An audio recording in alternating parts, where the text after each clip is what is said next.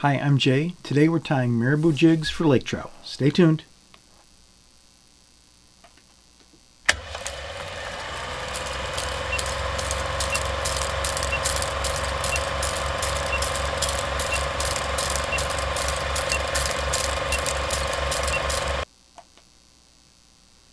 So, good morning.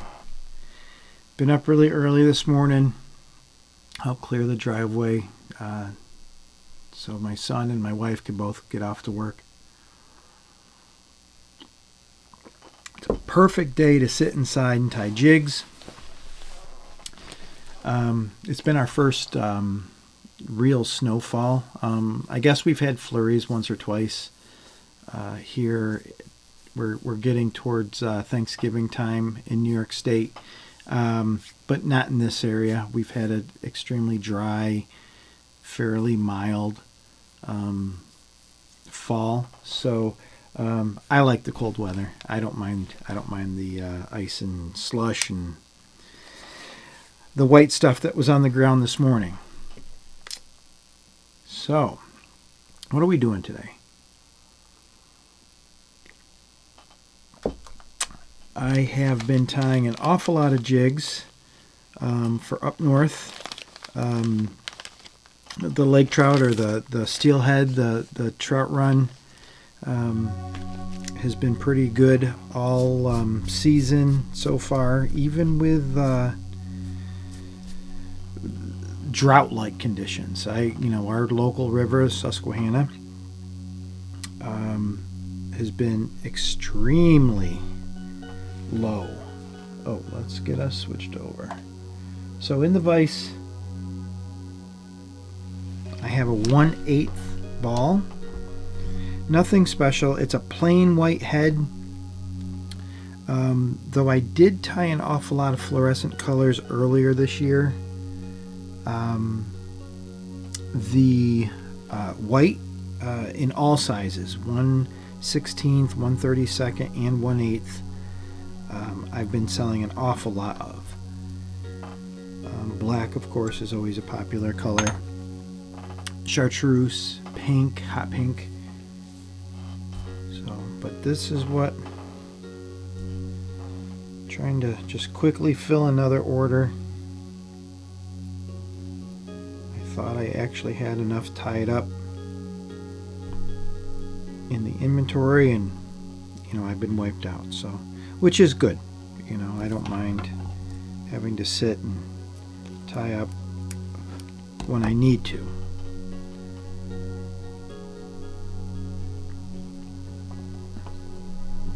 Just lock that on with a few wraps towards the bend of the hook, a few wraps back, and then I just give it a twist. And I'm just using a regular strung marabou. This is Fly Shack, what they've packaged. It's similar to Hairline and many of the other strung marabou that you could buy, but they're $5 pack. Has a good amount of strung marabou in it, so it's a pretty good deal. I'm not sponsored by Fly Shack or Hairline or any of those companies, but both of them have a good. Hairline has a $20 pack of strung marabou. It's a good deal for what you're getting. It's a usable amount.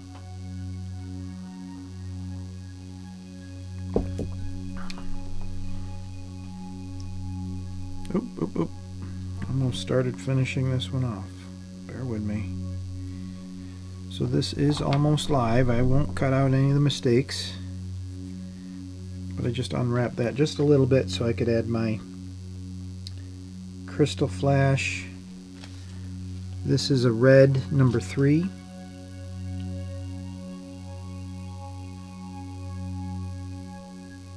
And I'm just picking out 3 strands.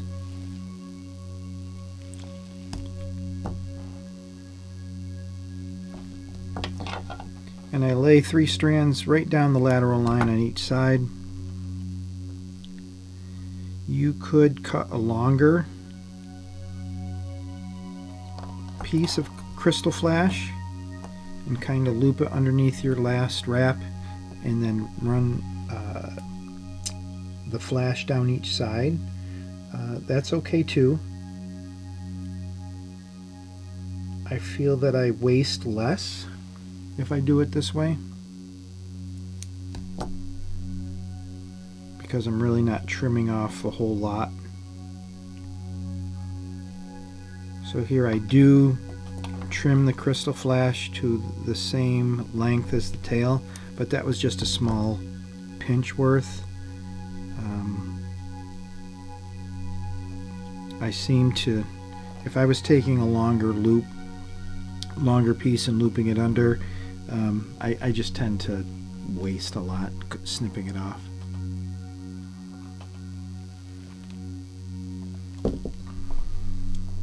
But this is a very pretty jig. It's, like I said, very productive this year. This is the hot color.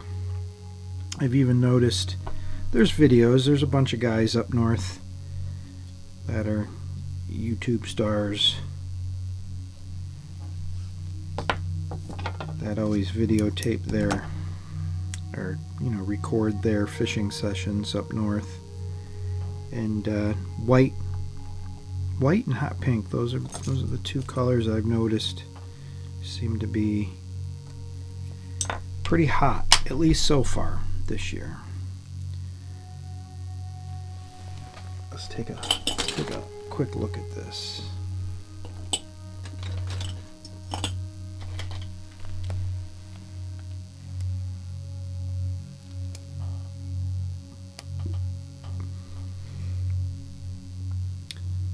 Nice full body. I use 3 tips. 3 to 4 tips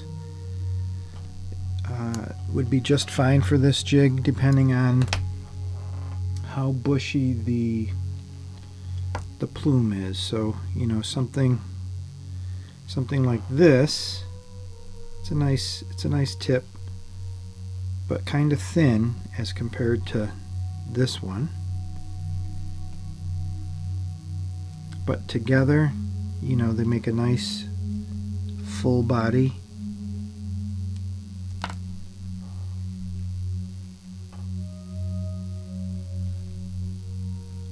So if my third one was thin, maybe I'd pick 2, and if my third feather was more bushy, like that second example, then I would just have the 3 tips per jig. These Marabou jigs are fun. They're quick to tie because the Marabou tips are square. Marabou feathers are square at the end.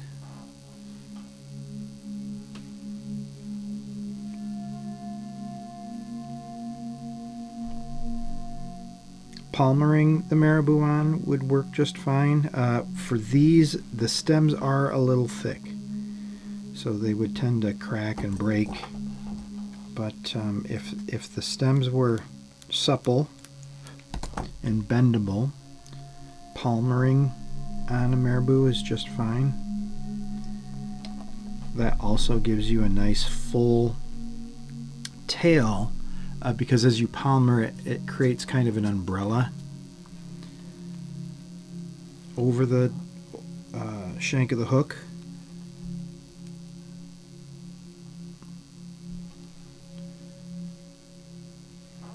So I got 2. I'm going to add 2 tips to this one, 2 feathers, as these are a little thin.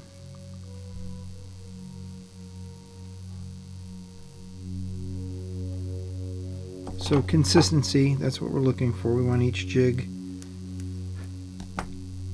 to look the same from jig to jig. That's why we have the little trick of putting a mark on the vise just as a reference point, so I know, I can see very quickly that my tail is the same length from jig to jig.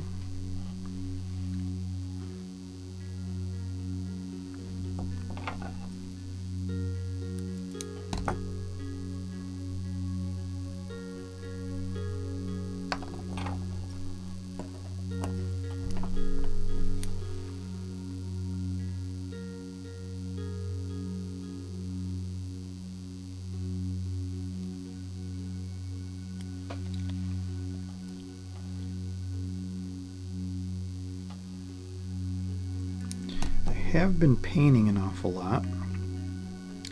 And that's another good thing, you know, when the weather is so crappy outside. Just sitting inside and painting or casting. Perfect weather for activity like that. But I've been thinking on how to go about setting up the cameras and trying to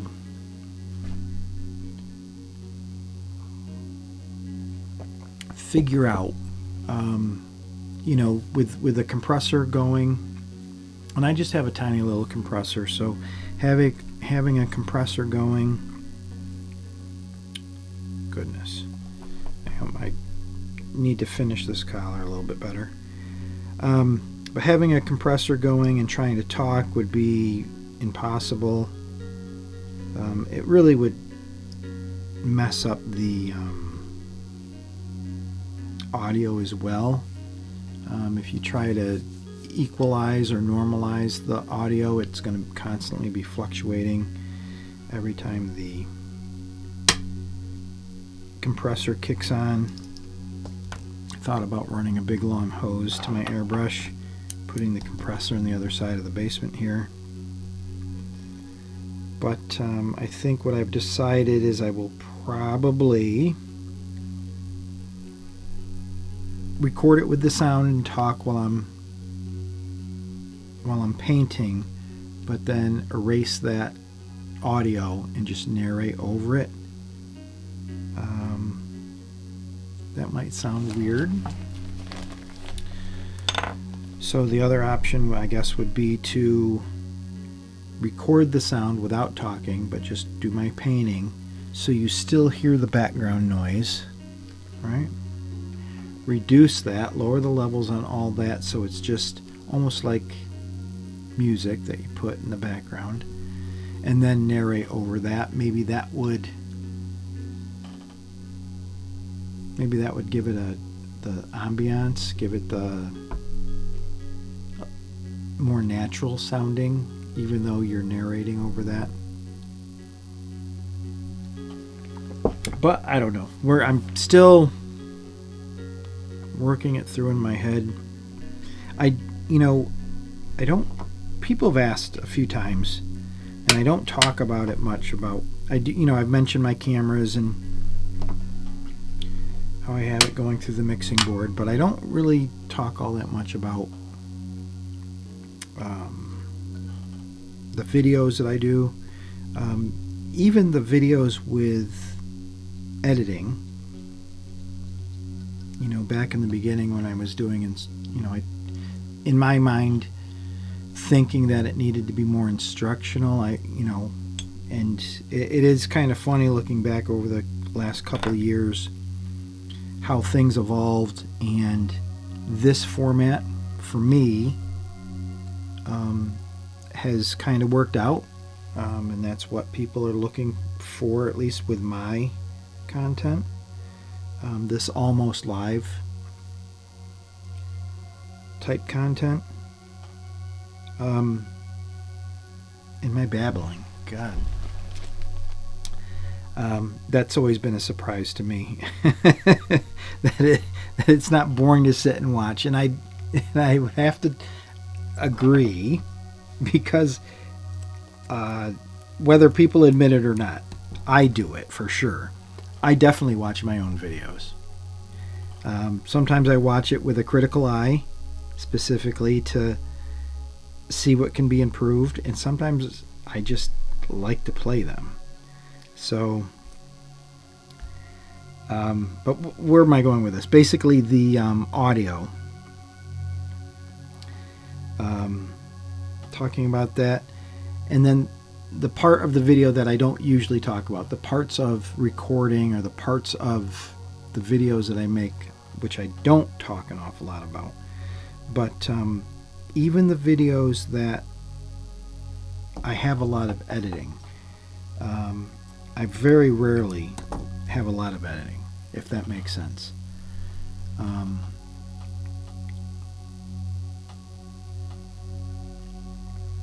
I might cut out something if I had to get up from the table maybe run in the other room and grab another spool of thread.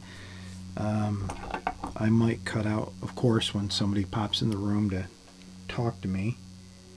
Or the dogs, you know, losing their mind because, you know, Amazon delivered a package.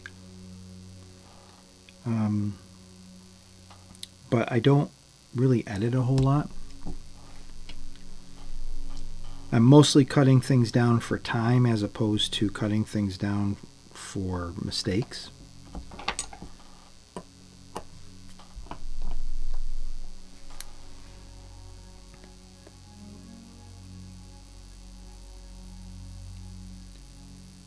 So I'm not sure, you know, I do want to show doing the airbrush stuff. It does complicate things with having a compressor running. So like normal, I forgot to look at the clock.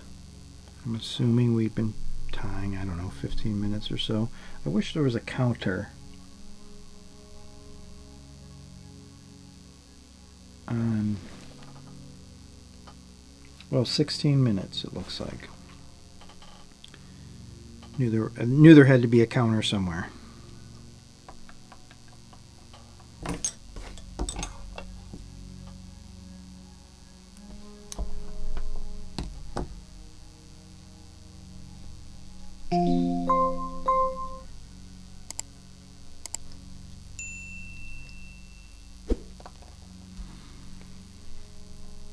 So for this jig, it is a 1/8 sized. I am using 2/0 thread, round nylon.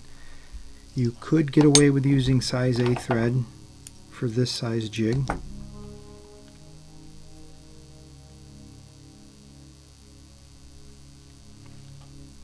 But I do think the 2/0 makes a awfully nice looking collar. Keeps everything nice and compact. Let's take a look at this one.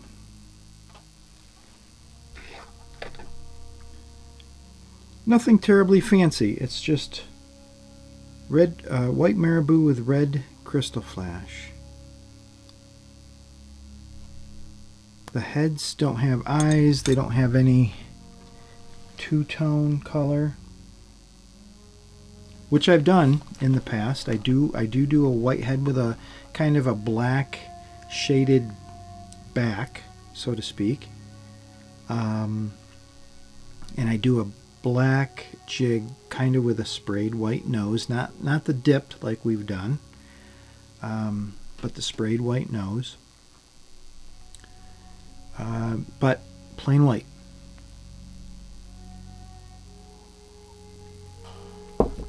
Like I said, has been the hot color. Other things regarding painting, I have been painting an awful lot of football heads for ice jigs, just to replenish the painted heads that I have ready to be tied up if I get orders. My inventory boxes are looking pretty good. Last winter, it wasn't. We had a cold snap right in the beginning, and then it warmed up. Kind of messed up our ice fishing here in central New York. So sales, I sold a whole bunch at the very beginning of the year, and then with that warm snap, basically it gave me the time to catch up. So my inventory this year wasn't looking too bad.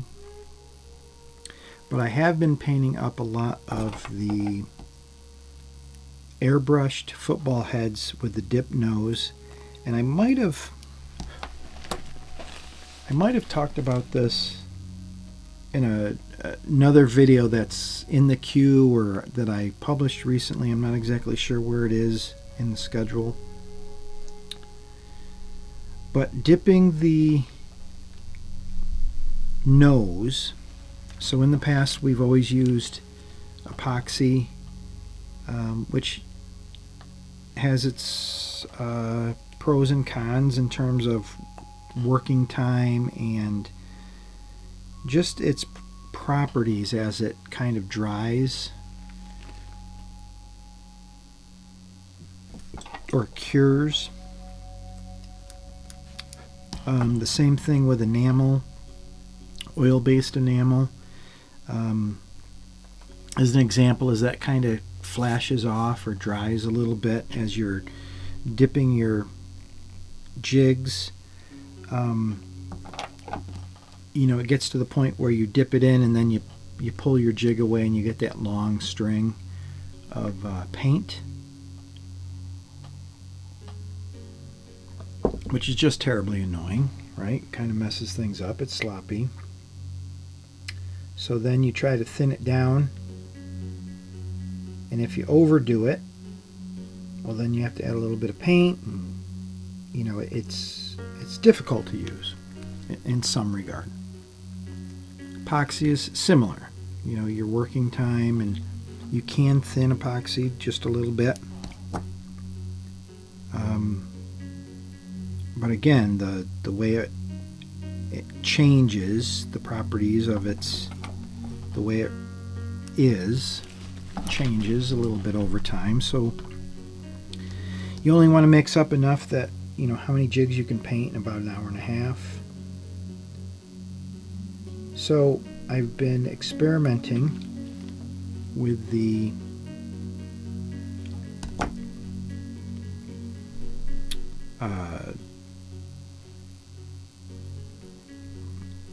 water-based enamels that I use in the airbrush, and so we've dipped some jigs, and I've shown the orange nose, which they look great.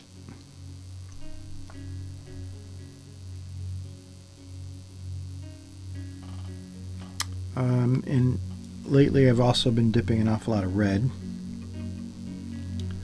Both came out really well. Really happy with the way it dips. I have noticed that the airbrush paint that I use, opaque is the first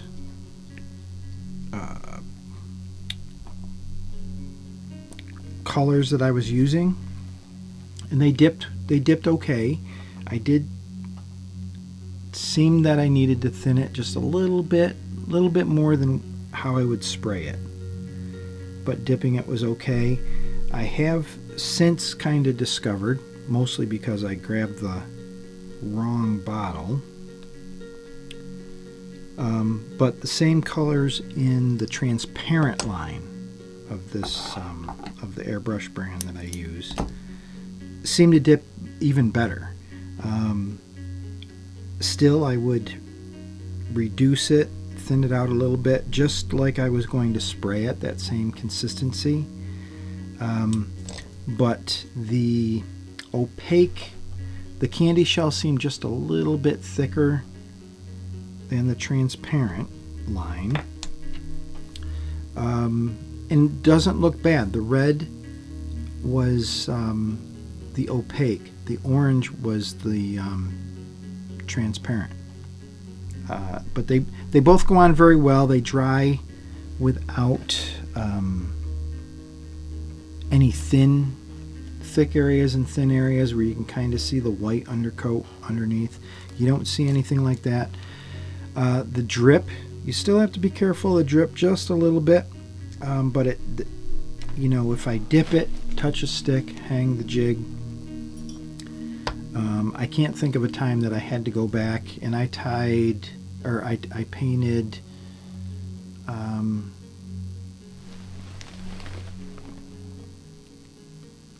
48 dozen, 12 times 4. That's a 4-sided rack over there. So I painted 48 dozen. I did some white with black nose. I did white with orange nose, white with red nose, chartreuse with orange nose, or fluorescent yellow with orange nose. So yeah, between all those colors, it's about 48 dozen. And yeah, worked great. It was very quick.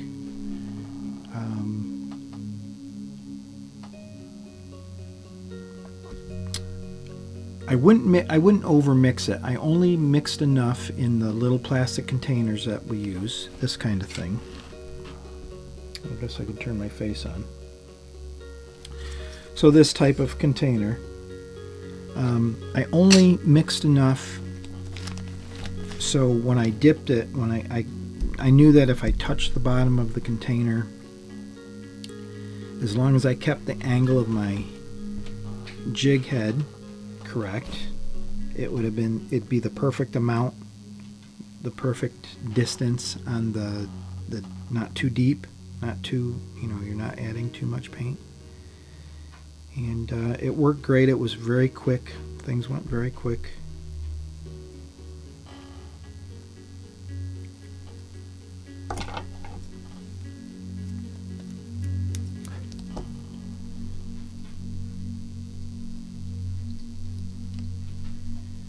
So I most certainly have to go through and just add some things. Definitely have to add painting the jig heads to a video or two. I do have a video, it's probably a couple of years old now, where I do paint with epoxy and show that process.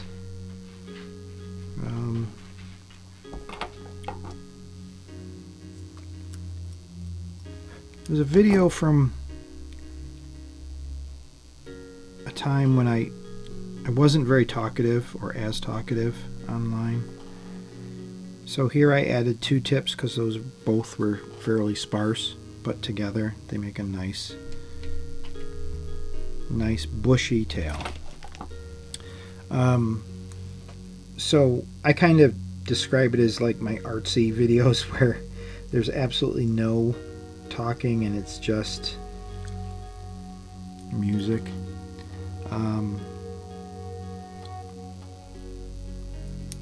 I think I was trying to be corny and do some of those.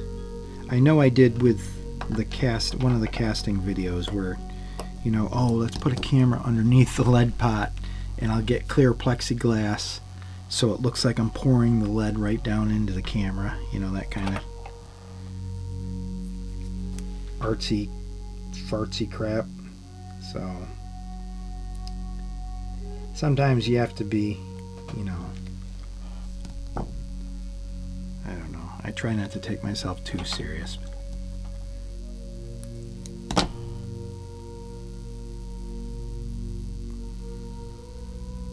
That really was the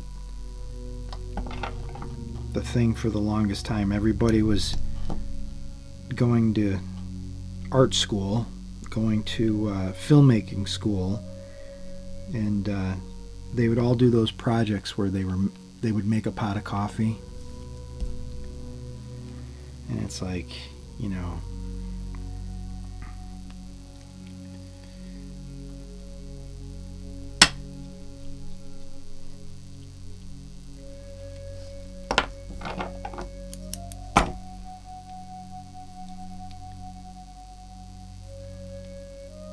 it looked cool the first, 100 times you see it, but then after that you realize it.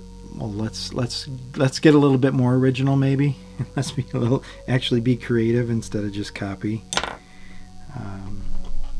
Sometimes I think that's what I'm constantly critiquing in my head over and over when you're trying to be creative, right?